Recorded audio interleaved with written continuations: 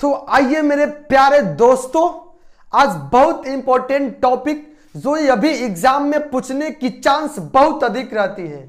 तो उसी टॉपिक क्या है हमारा वो टॉपिक, विद्युत बल्ब। इसके बनावट समझेंगे हम लोग, विद्युत बल्ब की बनावट। ये बहुत इंपॉर्टेंट टॉपिक है, बहुत आसान टॉपिक ही अक्सर एग्जाम में पूछते रहता है। तो आप लोग देखिए, वीडियो के अंत तक जरूर बने रहिएगा ताकि हम आपको सिखा सके, दिमाग तक घुस के सिखा देंगे। विद्युत बल्ब बुढ़ौती तक भूलेंगे नहीं देखने के बाद ये वीडियो। तो लास्ट तक जरूर बने रहिएगा। अगर समझ में आ जाए तो लाइक करिएगा, सब्सक्राइब करिएगा और कमेंट बॉक्स में अपना राय दीजिए, कैसा लगा ये वीडियो आपको, अच्छा लगा, खराब लगा, मीडियम, कुछ भी दे सकते हैं लाइक, समझे। तो वीडियो को शुरुआत करते बिना देर किए समझिए। विद्युत बल्ब इस तरह की आपने देखे होंगे घरों में, अरे लाल बॉल देखे होंगे जो पीला कलर के बलता है, या अब तो एलईडी आ गया, वह भी यही कॉन्सेप्ट पर चलता है, समझे। तो हम लोग विद्युत बल्ब की बनावट समझेंगे। विद्युत बल्ब की बनावट क्या होता है, इसको शीशा के कवर में ही हम लोग क्यों पैक करके रखते हैं, शीशा के कवर में ही क्यों होता है, शीशा फोड़ देने पर ये क्यों नहीं जलेगा, ये सब हम लोग समझेंगे। ये जल करके श्वेत, एकदम श्वेत प्रकाश लाइट निकालता है, क्यों ये जल करके लाइट निकालता है। तो ये सारे टॉपिक, ये सारे क्वेश्चन के जवाब आपको इसी वीडियो में मिलने वाला है।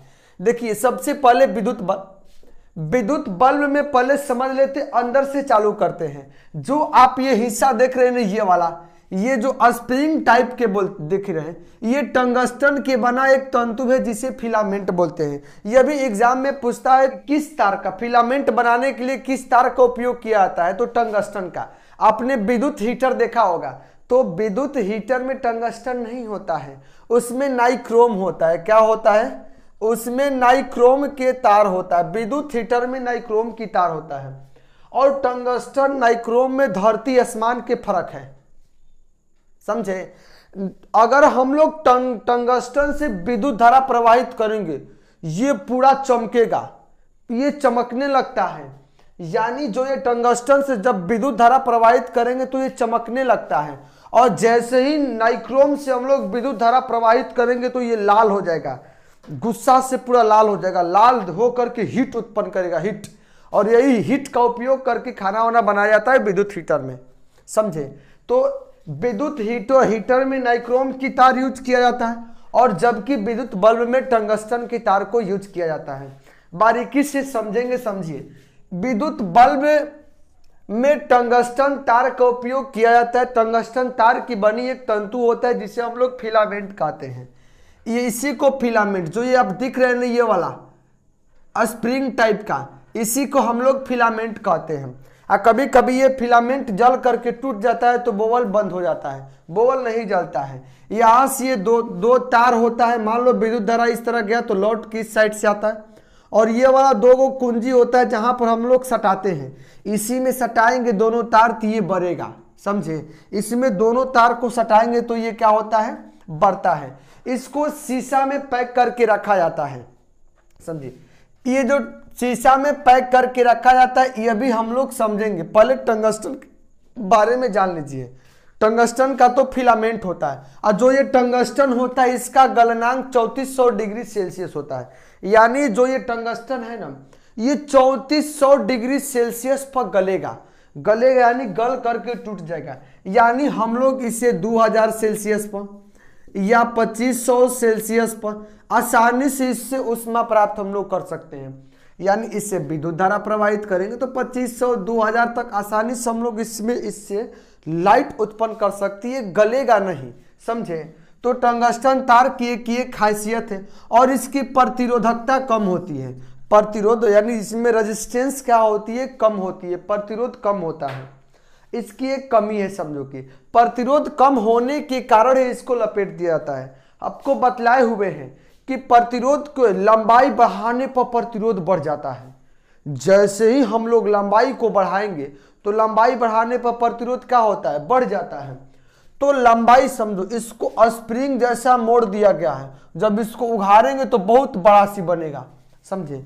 तो यानी इसमें लंबाई बढ़ा दिया गया है। जो ये नाइक्रोम है ना, जो ये टंगस्टन है, टंगस्टन को बहुत बड़ा टंगस्टन लगा दिया जाता है, और जैसे ही बड़ा कर दिया जाता है तो प्रतिरोध बढ़ जाता है, और प्रतिरोध बढ़ेगा तो ये अधिक मात्रा में लाइट उत्पन्न करेगा, लाइट। समझे? ये था टंगस्टन के बारे में। टंगस्टन की गलनांक क्या होता है? 3400 डिग्री सेल्सियस होता है और इसकी प्रतिरोधकता कम होता है। क्वेश्चन पूछेगा कि विद्युत बल्ब में जो फिलामेंट होता है उसको स्प्रिंग की तरह क्यों बना दिया जाता है? तो जवाब देंगे उस टंगस्टन की बना होता है और टंगस्टन का प्रतिरोध कम होता है, और प्रतिरोध को बढ़ाने के लिए हम लोग क्या कर देते हैं? उसके लंबाई को बढ़ा देते हैं। लंबाई बढ़ाने पर प्रतिरोध बढ़ जाता है। जैसे ही प्रतिरोध बढ़ेगा अधिक चमकेगा, अधिक चमकेगा तो लाइट देगा। समझे कॉन्सेप्ट? ये कॉन्सेप्ट है। और एक बात आप समझ लीजिए, इसको कांच में क्यों बंद किया जाता है? कांच में, इसको कांच में पैक करके रखता है। इसके पीछे भी एक रीजन है, इसके पीछे भी एक रीजन है। रीजन समझिए, जो ये आपको फिलामेंट दिख रहा है ना, इस फिलामेंट को कांच को फोड़ करके बारेंगे तो ये जल जाएगा, जल के भूस दे करके टूट भी जाता है। एक बार लाइट करता है, अजीब टाइप के साउंड भी निकलता है उससे और वो टूट जाता है। समझे? अब समझिए जो फिलामेंटवा होता है तो ऑक्सीजन पे आने पर टूट जाता है। तो समझो क्या, जहाँ जिस फैक्ट्री में बल्ब बनता है ना, बल्ब में से टोटल हवा निकाल करके उसमें अक्रिय गैस भर दिया जाता है, निष्क्रिय गैस। कौन सी गैस भर देते हम लोग? निष्क्रिय गैस। और निष्क्रिय गैस भर देने से मतलब जैसे ही ऑक्सीजन के संपर्क तोड़ देंगे तो ये फिलामेंट जलेगा? नहीं जलेगा, ऑक्सीकृत नहीं होगा। ऐसे बारेंगे तो ये ऑक्सीकृत होकर के टूट जाएगा, ऑक्सीकृत होकर के टूटेगा तो ये बल्ब नहीं जलेगा। समझे? इसीलिए हम लोग क्या करते हैं, इसमें से वायु को निकाल देते हैं, इसमें से वायु को निकाल देते हैं। वायु निकालने के बाद इसमें से निष्क्रिय गैस भर देते हैं। कौन सी गैस? निष्क्रिय गैस भर देते हैं, जो फिलामेंट से क्रिया नहीं करेगा। समझे? इसलिए इसको कांच में भी फिट करके रखा जाता है। जवाब देंगे हम लोग कि जब फिलामेंट ऑक्सीजन के संपर्क में आता है तो ये ऑक्सीकृत होकर के टूट जाता है। ऑक्सीकृत होकर टूटने से बचने के लिए इसमें से टोटल ऑक्सीजन को निकाल लेते हैं, और ऑक्सीजन को निकाल करके, यानी हवा को, कहने के मतलब हवा को, उसमें से हवा को निकाल करके कौन सी गैस भर देते हैं? निष्क्रिय गैस। अब जैसे ही निष्क्रिय गैस भर गया, ऑक्सीजन के संपर्क में आएगा? ऑक्सीजन के संपर्क में नहीं आएगा, और ऑक्सीजन के संपर्क में नहीं आएगा तो टूटेगा भी नहीं, खूब लहकेगा, लहक करके खूब चमकेगा, चमक करके क्या करेगा? लाइट उत्पन्न करेगा। समझ गए इसके पीछे के कॉन्सेप्ट? यही कॉन्सेप्ट है। समझो, जैसे ही बवलिया को फोड़ दिए, फोड़ करके जैसे ही से विद्युत धारा प्रवाहित करेंगे, एक बार पूरा तेज लाइट दे करके तुरंत ये टूट जाएगा, पूरा तेज लाइट देगा, और तेज लाइट दे करके ये बल्ब के जो ये फिलामेंट बीच से टूट जाएगा, गल जाएगा, जड़ जाएगा। जलेगा तो लाइट उत्पन्न करेगा? नहीं करेगा। इसको जलने से बचने के लिए टोटल ऑक्सीजन निकाल करके और इसमें क्या भर दिया जाता है? निष्क्रिय गैस भर देते हैं। और जैसे ही निष्क्रिय गैस इसमें भर देंगे तो मतलब ऑक्सीजन के साथ क्रिया नहीं करेगा, और ऑक्सीजन के साथ क्रिया नहीं करेगा तो फिलामेंट टूटेगा भी नहीं और बहुत अधिक दिनों तक चलता भी है ये।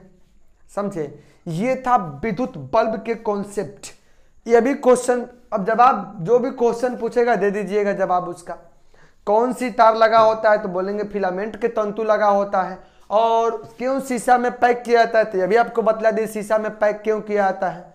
इसी तरह करके आप लोग जैसे बोले हैं वही बात जा करके परीक्षा में लिख दीजिएगा। ये जरूरी नहीं कि जैसे बुक में दिया उसी तरह लिखा जाएगा, खुद के क्वेश्चन पेपर पर लिखा रहता है परीक्षार्थी यथासंभव उत्तर अपने ही शब्दों में दे, लिखा रहता है परीक्षार्थी यथासंभव उत्तर अपने ही शब्दों में दे। हम अपने जैसे समझे हुए वैसे ही छाप दो, रेट कर मत जाना। रेट कर जाने से याद नहीं होता है, परीक्षा में जाकर के भूल जाता है। जैसे क्लास में समझे रहता है वैसे ही जा करके छाप के आ जाओ एग्जाम में, नंबर छप के आ जाए, नंबर भी छप करके बढ़िया से आएगा।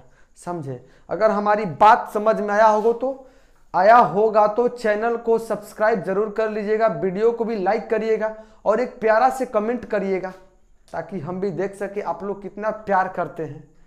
तो हम लोग मिलते हैं नेक्स्ट वीडियो में। जय हिंद और जय भारत।